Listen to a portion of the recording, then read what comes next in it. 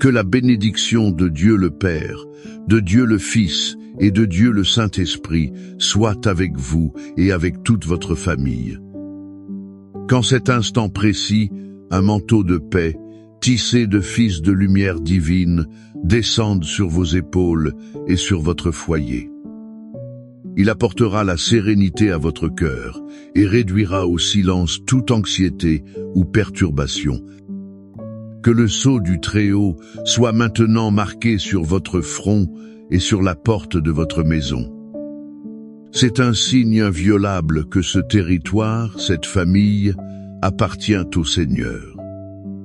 Nous t'invitons, Saint-Esprit, à entrer dans cet environnement. Sanctifie-le par ta présence et fais de ce moment un sanctuaire. Que ce soit un lieu de rencontre sacré entre le ciel et la terre. Respirez profondément. Sentez la présence de celui qui vous a aimé le premier. Il connaît votre nom et chacune de vos batailles. Nous sommes ici, ensemble, comme un seul corps. Nous crions pour ce qui nous revient de droit, la paix, l'union et la victoire dans nos foyers. Maintenant, avec l'autorité qui nous a été accordée au nom, au-dessus de tout nom, le nom de Jésus-Christ. Nous nous levons avec foi pour entrer dans une bataille. Celle-ci n'est pas contre la chair ou le sang, mais contre les principautés et les puissances. Elle est contre les forces spirituelles de la méchanceté. Nous nous revêtons de l'armure de Dieu pour résister fermement. Au nom de Jésus, nous déclarons que toute forteresse de querelle et de discorde dans votre famille est maintenant ébranlée. Nous brisons, par le pouvoir du sang de l'agneau, tout esprit de division. Celui-ci tente de semer l'inimitié entre mari et femme, entre parents et enfants, entre frères. Nous défaisons maintenant toute parole de malédiction et toute plaie. Celles-ci ont été lancées contre votre maison par envie, par colère ou par héritage familial. Nous annulons leur effet et déclarons que là où il y avait malédiction, maintenant fleurit la bénédiction du Seigneur. Nous ordonnons que tout esprit de rébellion, de dépendance et de désobéissance, ceux qui se sont levés contre vos enfants se retirent maintenant. Nous déclarons que vos enfants sont l'héritage du Seigneur. Ils sont enseignés par Dieu et leur paix sera grande. Nous couvrons l'esprit, le cœur, le corps et l'âme de chaque membre de votre famille avec le précieux sang de Jésus. Ce sang est notre muraille, notre protection. Aucun mal ne vous arrivera, aucune plaie n'atteindra votre tente. Nous proclamons la victoire du Christ sur votre maison. Le drapeau de l'amour et de l'unité est tissé sur votre foyer. Les portes de l'enfer ne prévaudront pas contre lui. Maintenant, calmez votre cœur et permettez-moi de vous emmener. Je vous mènerai à un lieu de profonde réflexion au cœur du message d'aujourd'hui. Je veux que vous marchiez avec moi à travers l'une des histoires les plus touchantes de la Bible. Ne la voyez pas seulement comme un récit ancien, mais comme un miroir de votre propre vie et de la relation de Dieu avec votre famille. C'est l'histoire que nous trouvons dans Luc 15, la parabole du Fils prodigue, ou comme je préfère l'appeler, l'histoire du Père miséricordieux. Imaginez la scène, un père avec deux fils. Le plus jeune, impatient et arrogant, arrive et demande sa part d'héritage. Pensez à la douleur qui a transpercé le cœur de ce père. Le fils ne demandait pas seulement de l'argent. Il disait, en substance, « Père, pour moi, tu es déjà mort. Je veux ce qui m'appartient pour vivre ma vie loin de toi. » Et le père, dans un acte d'amour douloureux, consent. il le laisse partir. Parfois, en tant que parents, notre plus grande douleur est de voir un enfant choisir un chemin. Un chemin dont nous savons qu'il le mènera à la souffrance, et pourtant, par amour, nous devons le laisser partir. Ce jeune homme prend tout et part pour une terre lointaine. Là-bas, il gaspille chaque centime dans une vie d'excès. Il cherche le bonheur dans des endroits où il ne peut être trouvé. Et quand l'argent vient à manquer, les amis disparaissent.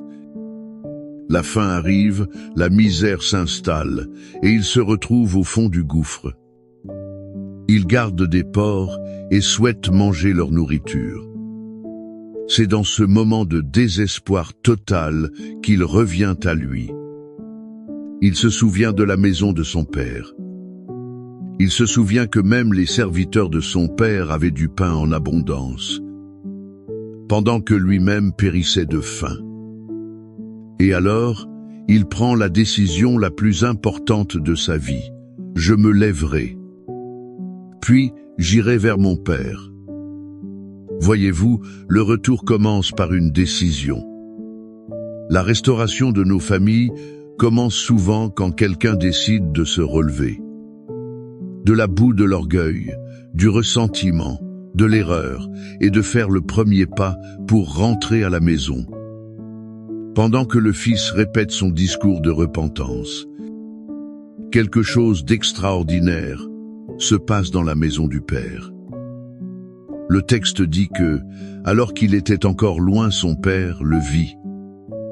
Il fut ému d'une profonde compassion et, courant, il se jeta à son cou et l'embrassa. Ce père n'a jamais cessé d'attendre.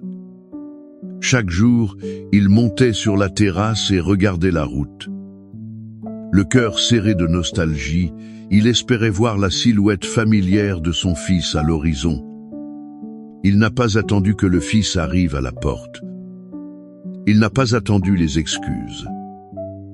Au premier signe de son retour, le père a couru.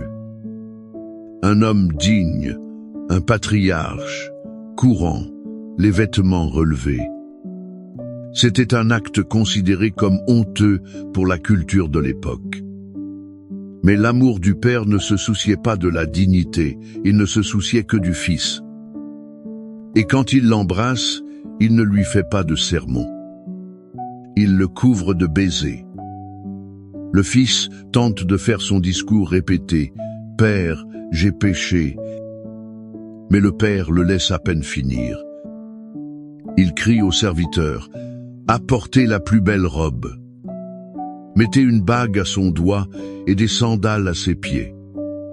Amenez le veau gras et tuez-le, mangeons et réjouissons-nous.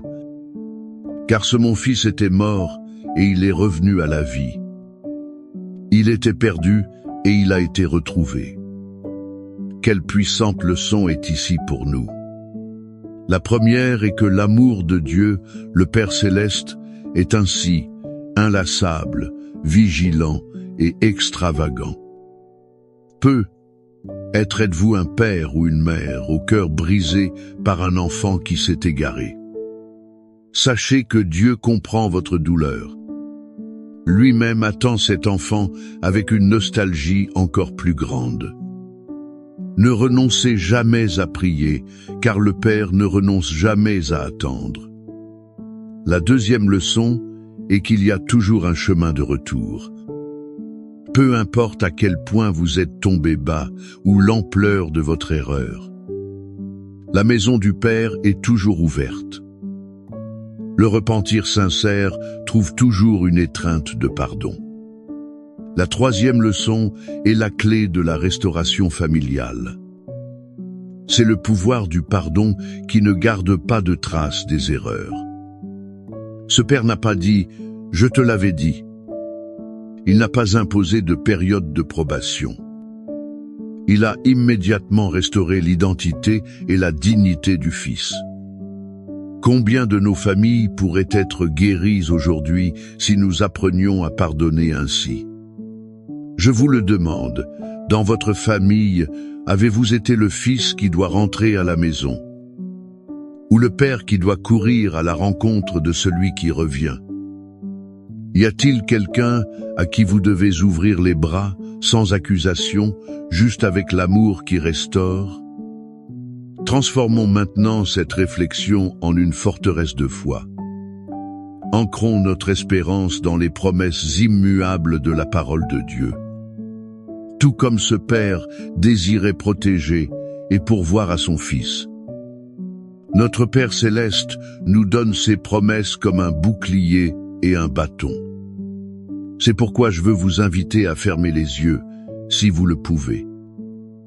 Recevez ces mots non comme une simple lecture, mais comme un décret divin sur votre vie et votre maison.